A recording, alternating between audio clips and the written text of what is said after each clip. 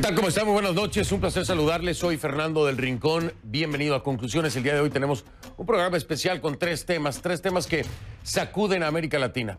Estado de excepción decretado en Ecuador. Ese es el primero. Crisis constitucional en el Perú.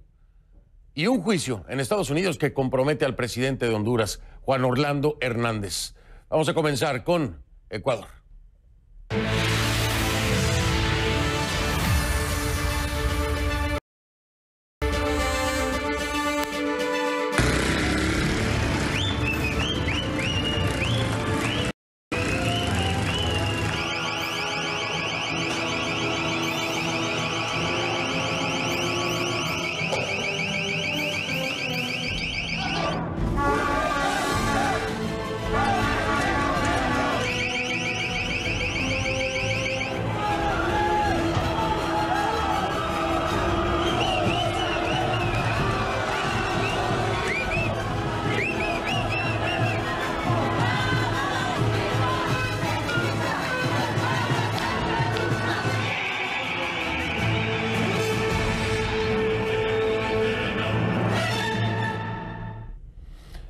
Le pido que a partir de ese momento me acompañe utilizando la etiqueta numeral conclu excepción EC de Ecuador. Conclu excepción EC, el hashtag es conclu excepción EC. Esa es la etiqueta, por favor, a partir de este momento sus comentarios, si me hacen favor con esa etiqueta, a mi cuenta en Twitter, @soyfdelrincón, @soyfdelrincón. Ya lo vio usted, manifestaciones masivas, violentas y fuera de control. Así protestan en Ecuador contra lo que consideran el paquetazo económico de Moreno.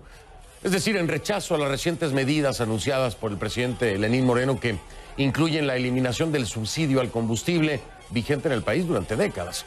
Los disturbios llevaron al gobierno a decretar el estado de excepción en todo el territorio nacional, tanto en la capital, en Quito, como en otras ciudades donde se han registrado protestas, agresiones, bloqueos de vías y detenciones. La violencia, tanto compañeros de la agencia EFE como del diario El Comercio sufrieron los efectos de los gases lacrimógenos.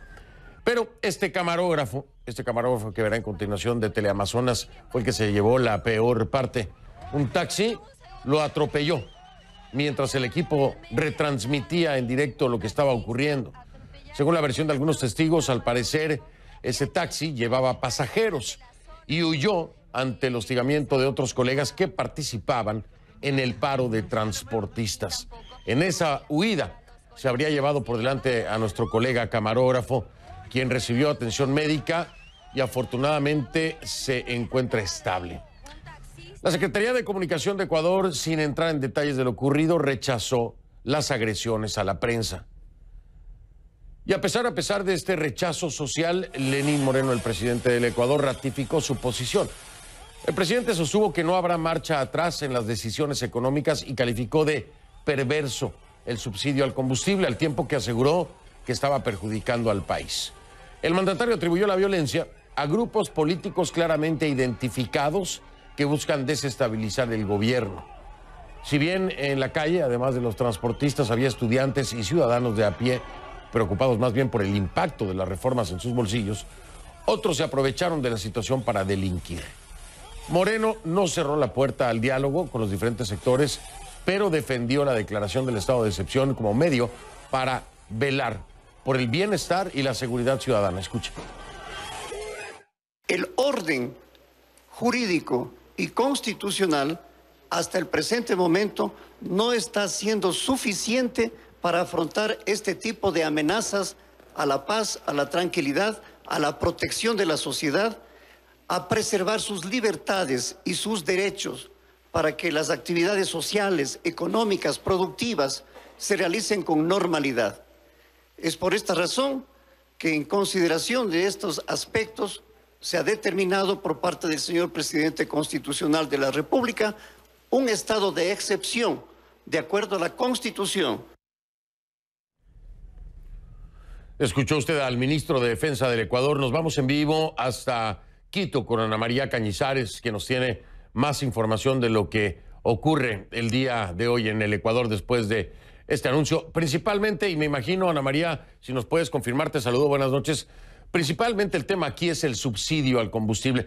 Esto es lo que ha desatado esta reacción, ¿correcto? Así es, Fernando. También tú ya has puesto en contexto todo lo que ha sucedido durante esta tensa jornada de movilización y protesta en todo el Ecuador, después de que a partir de la medianoche entró en vigencia el decreto presidencial que pone en ejecución la liberación de los precios de los combustibles, de la gasolina extra y del diésel, así como la gasolina Ecopaís. Una medida que, ha dicho el presidente Lenín Moreno, no retrocederá por más que los transportistas sigan presionando y sigan con estas acciones de hecho en las calles del país. El gobierno ecuatoriano tuvo que tomar la decisión de suspender las clases en todo el territorio nacional. De hecho, esta medida se mantiene aún vigente y las universidades también, Fernando, se han sumado a la paralización de las actividades hasta saber cómo se desarrolla esta situación en todo el país. Nosotros hemos recorrido varios puntos de Quito durante este día, en el norte, en el centro, en el sur, pero sobre todo en el centro de la capital, a pocas cuadras de donde justamente estamos ahora, en el Palacio de Carondelet. Estuvimos en la Plaza del Teatro, a 3 cuadras de aquí, donde la situación realmente se puso muy complicada, un enfrentamiento entre policías y manifestantes con gases lacrimógenos para ser dispersados. También se registraron algunas personas detenidas, como tú ya comentabas. Hasta el momento las autoridades han confirmado que hay 19 detenidos. Se espera en las próximas horas tener más información actualizada sobre este tema, Fernando. Pero también tú hablabas de este decreto de excepción que ha firmado el presidente Lenín Moreno, lo que implica que se suspende la libertad de asociación y de reunión de las personas. Por otra parte, que policía y fuerzas armadas estén desplegadas, así también como que puedan preservar todos los inmuebles del país, los bienes patrimoniales. Ese es básicamente el objetivo de este estado de excepción, de precautelar la seguridad de los ecuatorianos y los bienes públicos, Fernando. Pero también tú hablabas de las agresiones a los periodistas. En esta intensa y violenta jornada se registraron varios afectados del trabajo periodístico, camarógrafos, fotoperiodistas, reporteros, que se enfrentaron, como vemos en las imágenes, los periodistas de diario El Comercio, también de portales digitales. Según testimonios de los periodistas, ellos estaban cumpliendo su trabajo, sin embargo, los policías no entendieron razones, los agredieron, dicen los reporteros, y también una de las periodistas dijo que cuando estaba grabando este hecho, los periodistas también se fueron contra ella pidiéndole que borre la información de sus teléfonos celulares. Fundamedios, esta organización que defiende la libertad de prensa en el Ecuador, ha registrado 16 periodistas, camarógrafos y fotógrafos que han sido agredidos durante estas protestas. Hacen un llamado, al igual que lo hizo más temprano el gobierno ecuatoriano a través de un comunicado, a que las manifestaciones se puedan desarrollar, pero siempre bajo la ley y de forma pacífica, sobre todo sin agredir a quienes hacen su trabajo, como en este caso son los periodistas, Fernando. Así están las cosas ahora en el Ecuador. Se mantiene este decreto de excepción, así como la paralización de las clases, tanto en universidades como en establecimientos educativos. Una medida drástica, una situación muy tensa y compleja. Además, ya lo decía Ana María, y se lo reitero, ha dicho el presidente Lenín Moreno: no vamos a echar para atrás esta decisión. Abiertos al diálogo, pero se mantienen firmes desde la presidencia. Ana María, muchas gracias. Con cuidado, porque estás haciendo lo mismo, cubriendo los hechos, así que con cuidado, vamos a estar en comunicación. Gracias, Ana María. Gracias, Fernando. Gracias, buenas noches. Quiero retomar esto de Fundamedios. Fundamedios condena la violencia de la policía de Ecuador, así lo dicen ellos, que limita el trabajo de la prensa. Al menos 16 periodistas, camarógrafos y fotógrafos fueron agredidos en paro nacional. Esto es muy importante decirlo porque, si bien es cierto que habría o hay manifestantes violentos que el gobierno atribuye a un grupo específico con intereses políticos, la agresión a la prensa no viene de estos grupos, al menos en los testimonios que han rendido varios de mis colegas. La agresión a la prensa viene de la propia policía ecuatoriana y las autoridades que se encuentran ahí tratando de mantener el orden. Ahí tiene que haber una respuesta por parte del Estado ecuatoriano en torno al porqué de estas agresiones en contra de la prensa por parte de autoridades, y tiene que haber una investigación y responsabilizar a los mismos. El gobierno ecuatoriano pide que haya orden, que no haya violencia, pero si sus agentes generan la violencia, ¿por dónde podemos empezar? Esto es un tema sumamente delicado, es muy importante subrayarlo y traerlo a la mesa de parte y parte, porque aquí hay falla en la manifestación, en el manifestante que se torna violento, hay falla en la autoridad que se torna violenta o censura o pide borrar el material a los periodistas que están haciendo su trabajo. Ya lo escuchábamos hace un momento. No solo la capital, quiero decirle, de Ecuador, Quito, vive momentos de tensión. En otras ciudades, como Guayaquil. En Guayaquil también ha habido protestas y se registraron saqueos, robos y agresiones, tanto a conductores como a periodistas. Incluso parte del servicio de transporte se suspendió por falta de garantías. La alcaldesa de la ciudad, Cynthia Viteri, también se pronunció en contra de las medidas económicas de Lenín Moreno.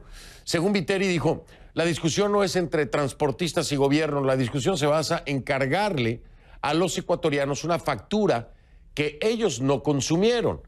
Ellos no bebieron, dice la alcaldesa, no comieron, no viajaron, no robaron y sin embargo les han hecho un plan de pago con cargo a su sueldo. Por su parte, el presidente Moreno agradeció a las fuerzas de seguridad la respuesta a estos incidentes. Escuche. Y quiero manifestar de que gracias a la intervención de las Fuerzas Armadas, la policía, que han hecho causa común con este gran propósito del país de recuperar la paz y la calma, después de que se declaró el estado de excepción, realmente el accionar ha sido bastante efectivo y de lo que tengo entendido, señor gobernador, está bastante controlado.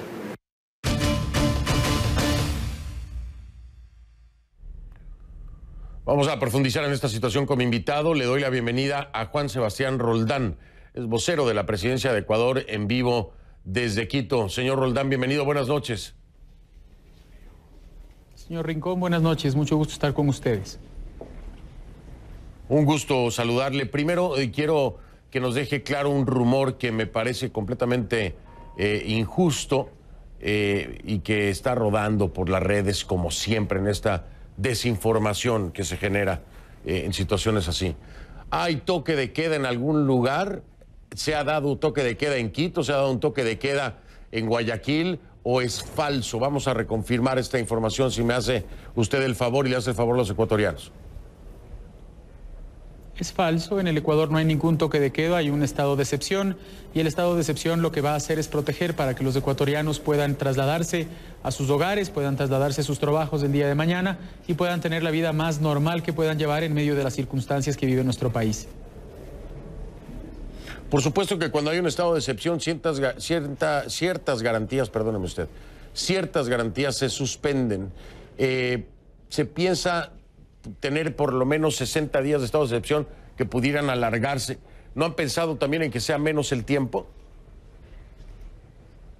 Creemos que van a ser bastante menos, Fernando. Por lo pronto, el Ecuador ha tomado las decisiones económicas de distintas maneras. La enorme mayoría de la población elogia la posición del presidente Moreno, que es una posición valiente, que aleja el Ecuador de la senda que había tenido durante tantos años. El Ecuador iba rápidamente hacia Venezuela y el presidente Moreno generó 3 cambios importantes. El primero en términos democráticos, el segundo en términos de institucionalización. Hoy día tenemos autoridades autónomas nombradas por una comisión de gente impecable en el país. Y el tercero que es cambiar una lógica perversa de entregar subsidios a quienes no necesitaban en el país. Señor Roldán, ¿por qué entonces, si la mayoría de los ecuatorianos, dice usted, apoyan estas decisiones que ha tomado el presidente Lenín Moreno, por qué vemos esto en las calles? ¿Por qué estamos viendo esta reacción en Guayaquil? ¿Por qué estamos viendo esta reacción en Quito?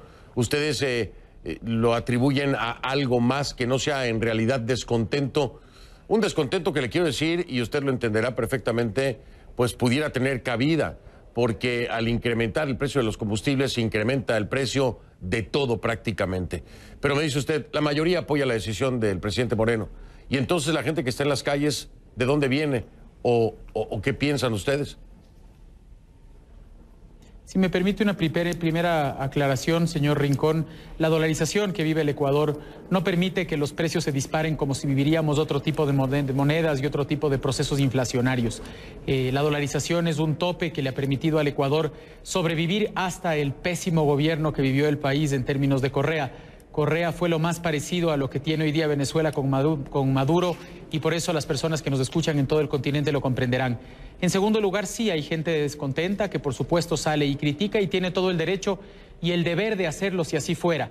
Los desmanes se provocan porque hay otro tipo de personas provocadas por ese anterior gobierno de Correa o por otros anarquistas que lo que buscan es complicar la situación más allá de lo que comprende la mayoría de la gente, y es que este subsidio son 1.500 millones de dólares al año que se entregaron durante 40 años, que sumarían 60.000 millones de dólares. Imagínense, en un PIB de 100.000 millones de dólares, lo que eso significa.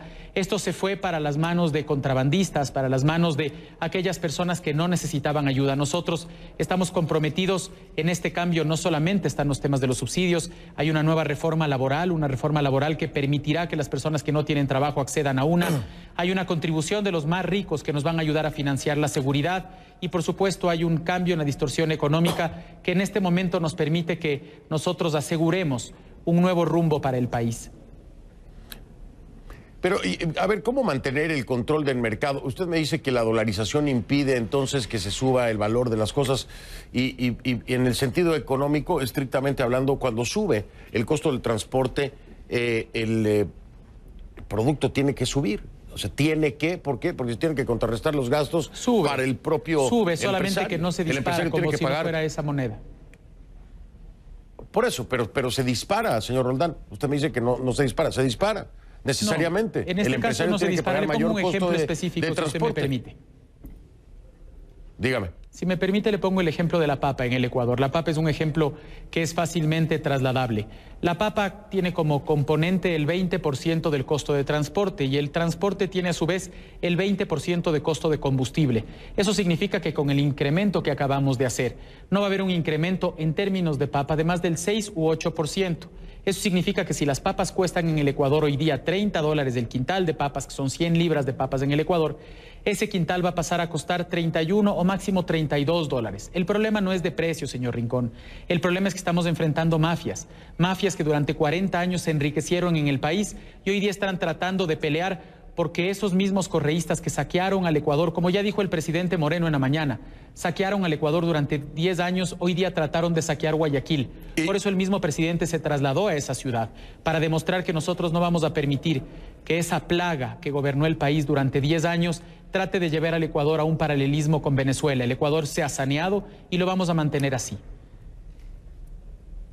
Esperemos que mañana las cosas estén más calmadas, señor Roldán. Yo le quiero agradecer su tiempo. Vamos a darle seguimiento a esto y tendremos, por supuesto, un espacio mucho más amplio en torno a lo que está ocurriendo en Ecuador. El día de hoy tenemos el tiempo comprometido, desgraciadamente, porque hay otros dos temas en Latinoamérica. Bueno, hay muchos más, ¿no? Pero hay otros dos que han sacudido a la opinión pública, así que voy a atenderlos también. Por supuesto, agradecerle su colaboración y el estar con nosotros esta noche. Muy amable. A usted, muchas gracias. Juan Sebastián Roldán, vocero de la presidencia de Ecuador en vivo desde Quito. Voy a la pausa, pero antes, a sus órdenes, plataformas digitales, rapidito. Facebook.com/conclusionesCNN. Esa es la página con contenidos anteriores de programas de conclusiones. Y ese que ve ahí es mi cuenta de Twitter, @soyfdelrincón, @soyfdelrincón. Más adelante en este Conclusiones, Vizcarra, con las riendas del poder, el presidente peruano da un paso al frente y juramenta su nuevo gabinete, mientras que Mercedes Arauz permanece en silencio. Además, Honduras, ¿evidencia o venganza? Un fiscal estadounidense asegura que Joaquín El Chapo Guzmán entregó $1 millón a la campaña presidencial de Juan Orlando Hernández. El mandatario dice que los criminales buscan venganza y lo niega. Ya regresamos. Le pido que a partir de ese momento me acompañe utilizando la etiqueta numeral Conclu Perú TC de Tribunal Constitucional. Conclu Perú TC. Esa es la etiqueta, por favor, a partir de este momento, a mi cuenta en Twitter, @soyfdelrincón, @soyfdelrincón. El presidente del Perú, Martín Vizcarra, se mantiene en el poder, esto en medio de la crisis política y constitucional que atraviesa tras su decisión de disolver el Congreso. El mandatario parece contar con el respaldo de las Fuerzas Armadas y con el apoyo de la población. Al menos la certeza de que las Fuerzas Armadas lo apoyan ha quedado claro. La población pareciera que también. Este jueves, como se había anunciado, Vizcarra juramentó a su nuevo gabinete ministerial, un paso necesario tras la activación del artículo 132 de la Constitución. ¿Qué establece este artículo? Que el gabinete entra en crisis cuando el Congreso censura o niega un voto de confianza al Ejecutivo. La acción que, según el gobierno de Vizcarra, provocó el cierre del Congreso. En Perú, sin embargo, las cosas no están tan claras. Hay opiniones encontradas de expertos constitucionales que debaten sobre la legalidad de la disolución del Congreso. Otros, por el contrario, estudian si la fugaz juramentación por parte del Congreso de Mercedes Arauz como presidenta en funciones representa usurpación del cargo.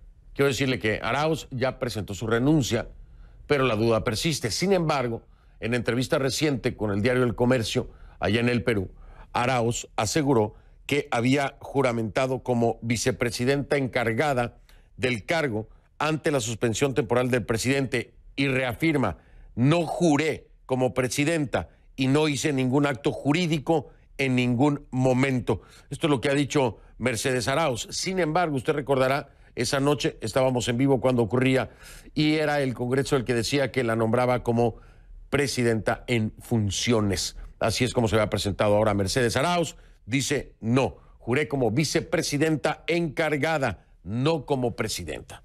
La palabra final en este debate la podría tener, por supuesto, el Tribunal Constitucional. Vamos directamente hasta Lima. Allá se encuentra Jimena de la Quintana. Nos tiene más información de lo que ha ocurrido el día de hoy. Jimena, buenas noches. Adelante. Hola Fernando, ¿cómo estás? Solamente para complementar lo que decías de Mercedes Arauz, ella se refiere a lo hecho como un acto político, eso fue lo que dijo. Y en línea también con el Ejecutivo, hoy, como decías, el presidente Martín Vizcarra nombró a su nuevo gabinete, que es lo que corresponde cuando él mismo entra en crisis tras la disolución del Congreso, tras la negación del voto de confianza y la posterior disolución del Congreso. Del otro lado, recordarás que ayer que hablabas con Rosa Bartra, conversaban sobre esta acción o este proceso competencial para que sea la institución, la máxima institución en lo que a leyes se refiere en el Perú, el Tribunal Constitucional, la que se pronuncie para decidir, para señalar cómo califica, ¿no es cierto?, el acto realizado por Vizcarra, es decir, la disolución misma del Congreso. Bueno, no hemos podido confirmar que esta acción competencial o este proceso competencial se haya presentado finalmente hoy al Tribunal Constitucional. Hablaba hace poco con un congresista y me decía que no tenía claro si finalmente esta se había presentado o no. Esperemos que podamos confirmar en todo caso eso el día de mañana. Un paréntesis, todas estas interpretaciones que se hacen respecto a la Constitución son respecto a aquella Carta Magna hecha en el gobierno de Alberto Fujimori. Fue en este gobierno de Alberto Fujimori que se redactó esta Constitución que entra hoy en conflicto a través de esas acciones que se han llevado a cabo, tanto de parte del Ejecutivo como por parte del Congreso de la República. A propósito del Tribunal Constitucional, ante el cual se va a presentar este proceso competencial, te puedo contar lo siguiente. Hoy el magistrado del Tribunal Constitucional, Carlos Ramírez, y me refiero a un magistrado que está en funciones actualmente, ofreció una entrevista a un medio local, Canal N, en la que dijo que la Comisión Permanente no tiene facultad para presentar esta demanda competencial.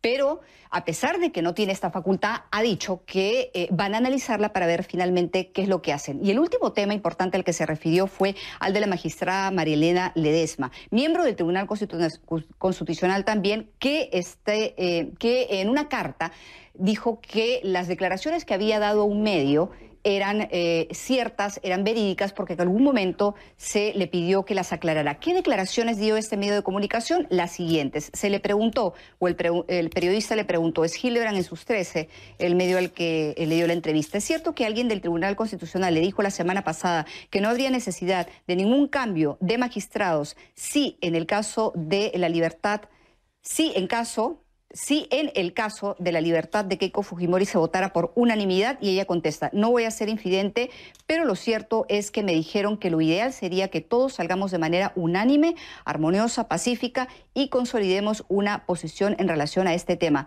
Y mi respuesta fue que eso era imposible. Termino con esto, se le repregunta, ¿y por qué cree que quería la unanimidad? No lo sé, pero el mensaje era una manera de evitar los cambios, era una manera de decirme, no te cambio si votas de esta manera. Nos dijeron, si ustedes son efectivos por la libertad de Keiko Fujimori, no hay que mover el Tribunal Constitucional.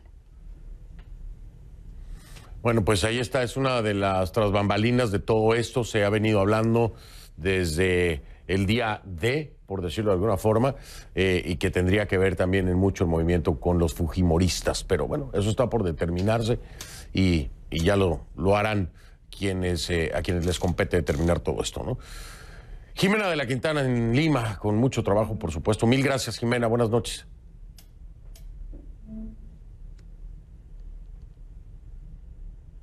Al regresar vamos a analizar la situación que vive Perú, pero ya desde la perspectiva, si le parece, desde el Tribunal Constitucional del Perú. Pues sí, porque voy a estar hablando precisamente con alguien que lo conoce muy bien, el expresidente del Tribunal Constitucional del Perú y magistrado, que es Carlos Messía Ramírez. La etiqueta ConcluPerú TC, el hashtag es ConcluPerú TC del Tribunal Constitucional. A partir de ese momento. Y por supuesto, más adelante, también en esas conclusiones, Honduras, evidencia o venganza. Un fiscal estadounidense asegura que Joaquín El Chapo Guzmán entregó $1 millón a la campaña presidencial de Juan Orlando Hernández. El mandatario dice que los criminales buscan venganza y lo niega. Ya regreso. Desde Lima me acompaña Carlos Messía Ramírez, expresidente y magistrado del Tribunal Constitucional del Perú. Exmagistrado, buenas noches, gracias por estar aquí, bienvenido, perdón. Buenas noches, muchas gracias por la invitación a conversar con CNN. Muchas gracias, gracias por estar aquí. Yo le quiero preguntar de entrada, magistrado, dígame, desde su perspectiva, ¿quién incurrió aquí en faltas constitucionales?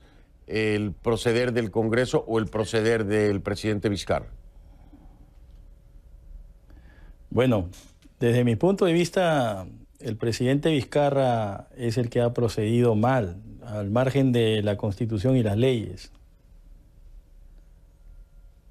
¿Por qué? ¿Por qué? ¿Cuáles serían los puntos en los que sustenta esto? Bueno, el artículo 119 de nuestra Constitución permite al ministro o al presidente del Consejo de Ministros ingresar a la sesión del Congreso con voz pero sin voto. Pero claro, cuando ingresa a la sesión del Congreso, tiene que hacer para debatir los temas que están en agenda. Y el día lunes lo que estaba en agenda era la elección de los magistrados del Tribunal Constitucional, que es una competencia única y exclusiva del Congreso. Y cuando hay votación, no hay nada en debate.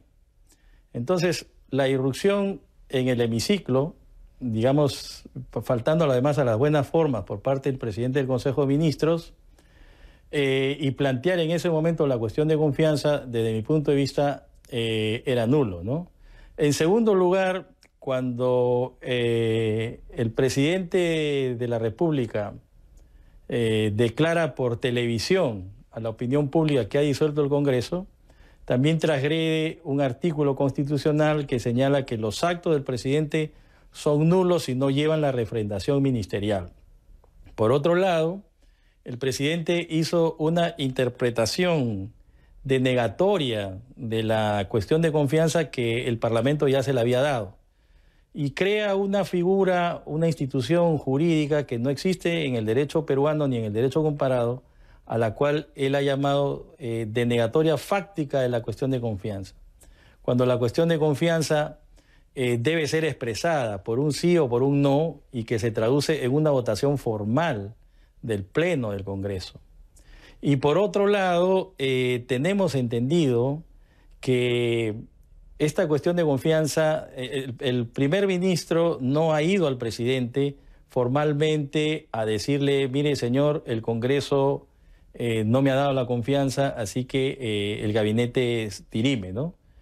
Entonces ha habido un interregno, una especie de vacío, un interín entre el momento en que el presidente, el primer ministro entiende, renuncia, y la composición del otro gabinete que hubiera tenido que refrendar lo que el presidente hizo. Entonces el presidente ha salido a declarar a la prensa una disolución que hasta ese momento ningún ministro había refrendado. Y la Constitución dice que ese acto es nulo. Todos los actos del presidente deben tener refrendación ministerial. Interesante desde la perspectiva legal en el planteamiento de la sucesión de los hechos. Ahora yo le pregunto, sé que tal vez será difícil, pero se lo pregunto ya no como magistrado, se lo pregunto como ciudadano. Si el tema que pedía la cuestión de confianza, el tema era el nombramiento, el proceso para nombrar a los magistrados del Tribunal Constitucional, y lo primero que se hace en la orden del día es votar y elegir a un magistrado del Tribunal Constitucional, cuando se sabía que la cuestión de confianza trataba de eso, ¿no le parece a usted una provocación en la que tal vez cayó Vizcarra, no lo sé, pero ¿no le parece a usted una provocación de inmediato el vamos a elegir y después atendemos tu confianza con este mismo tema? Fíjese, las democracias se sustentan sobre el principio de la división de poderes. Y la división de poderes implica la autonomía y la independencia del Congreso. La autonomía y la independencia del Congreso está fundamentada sobre dos pilares que no pueden moverse. El primero de ellos es que el Parlamento es el dueño de su agenda, ¿no? Entonces, en este caso, el Parlamento había decidido de su agenda elegir a los magistrados. Y lo segundo es que el reglamento del Congreso, que tiene fuerza de ley, rango de ley, dice que la cuestión de confianza se puede ver en la primera sesión o en una posterior. Entonces, la pregunta que tenemos que hacernos acá es si el presidente puede interferir en la agenda del Parlamento y decirle yo quiero que se vea esto y no lo otro, sin que eso signifique una violación del principio de la división de poderes, ¿no? Porque, digamos, si no, el presidente podría hacer cuestión de confianza sobre todas las cosas que se le pudiesen ocurrir. Cuando, y en este caso, claro, podría hacerlo, pero el tema es si cabía dentro de la cuestión de confianza parar un proceso que ya venía desde noviembre del año pasado. Entonces, lo más lógico era que el presidente esperara a la tarde, desde noviembre, perdón, del año pasado, y lo más lógico era que el presidente esperara, la prudencia lo pide así de un gobernante, ver lo que pasaba en la tarde, el presidente, el de ministros planteaba la cuestión de confianza y el Congreso tenía que votar. Entonces, aquí también hay una serie de errores, ¿no? Porque si tenemos en cuenta que el primer ministro que ingresa a una sesión donde no es objeto de debate la cuestión de confianza, sino la elección de unos magistrados, y cuando el presidente del Congreso le dice vas a hablar por cortesía porque ya has venido, pero no vamos a tratar el tema que tú quieres plantear porque eso lo vamos a ver en la tarde, entonces no tenía sentido, ¿no es cierto?, darle la confianza también al presidente del Consejo de Ministros, como hizo después en la tarde el Congreso, si este todavía no lo había formulado en términos, digamos, formales, ¿no? Porque lo había hecho en una sesión donde su voz era inválida. Lo entiendo perfectamente, pero bueno, habrá que desenredar esto. Yo no sé qué vaya a determinar el Tribunal Constitucional con estos movimientos de acción competencial y medida cautelar. Me tengo que ir, magistrado, le agradezco su tiempo, ya le dedicaremos pues otro programa y mucho más tiempo a esto. Mil gracias, el magistrado Carlos Mejía Ramírez del Tribunal Constitucional del Perú, ex magistrado, por supuesto. Hago una pausa, regreso.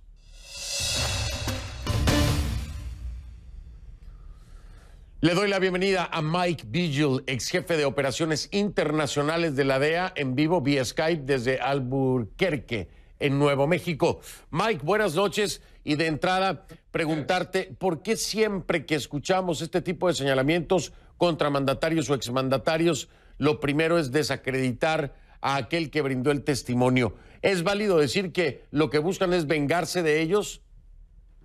Bueno, siempre estas personas, Fernando, van a negar los cargos, van a negar las acusaciones.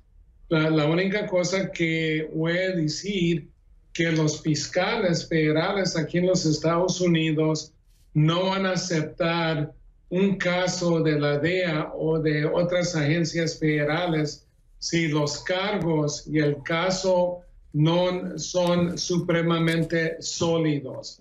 Pero como dices, Fernando, siempre van a atacar a los testigos que están tratando de vengarse, que están tratando de mejorar su situación. Posiblemente tienen sentencias largas aquí en los Estados Unidos, pero los fiscales saben cómo manejar la información, los testigos. Si un testigo nada más va a declarar contra de una persona, pues los fiscales no se van a dejar ir con eso. Siempre van a tener otros testigos que van a decir la misma cosa contra del acusado, en este caso de Tony Hernández. Mike, me queda muy poco tiempo, pero preguntarte, ¿un fiscal se atrevería a hacer este tipo de señalamiento que involucra al presidente Juan Orlando Hernández sin tener la evidencia suficiente para sustentarlo? Bueno, los fiscales yo creo que tienen evidencia, pero yo creo que posiblemente necesitan un poquito más evidencia para asegurar que los cargos se van a mantener en un juicio aquí en los Estados Unidos. Pero siempre ha habido declaraciones contra del mandatario de Honduras y muchos de los oficiales de Honduras han sido detenidos y les han dictado sentencia en prisión aquí en los Estados Unidos. Esto le daría un poco de sustento, precisamente, es el planteamiento de Mike Vigil, al señalamiento. Habrá que esperar a que se compruebe. De comprobarse, Mike, ¿qué se puede hacer brevemente, lo más breve que puedas, qué se puede hacer de comprobarse este señalamiento cuando se es presidente en otro país? Bueno, es como hicieron el caso de Tony Hernández. Hay muchas personas que están detenidos aquí en los Estados Unidos que han declarado. También hay informantes que han declarado sobre declaraciones o tratos que se han llevado con Tony Hernández. Entonces, también hay encubiertos que pueden penetrar muchos de los oficiales, incluyendo al presidente de Honduras. Interesantísimo. Mike, siempre me quedo corto de tiempo contigo. Ya te invitaré de nueva cuenta y te quiero desear buenas noches y agradecerte siempre aceptar mis invitaciones, Mike Vigil. Un abrazo. Un abrazo, Fernando. Muchas gracias. Gracias a ti, Mike Vigil, ex jefe de operaciones internacionales de la DEA desde Albuquerque, en Nuevo México. Hago una pausa, regreso. Sí. Soy Fernando del Rincón para decirle, si no lo vio en conclusiones, no lo vio, y si me permite, lo veo mañana. Gracias, buenas noches.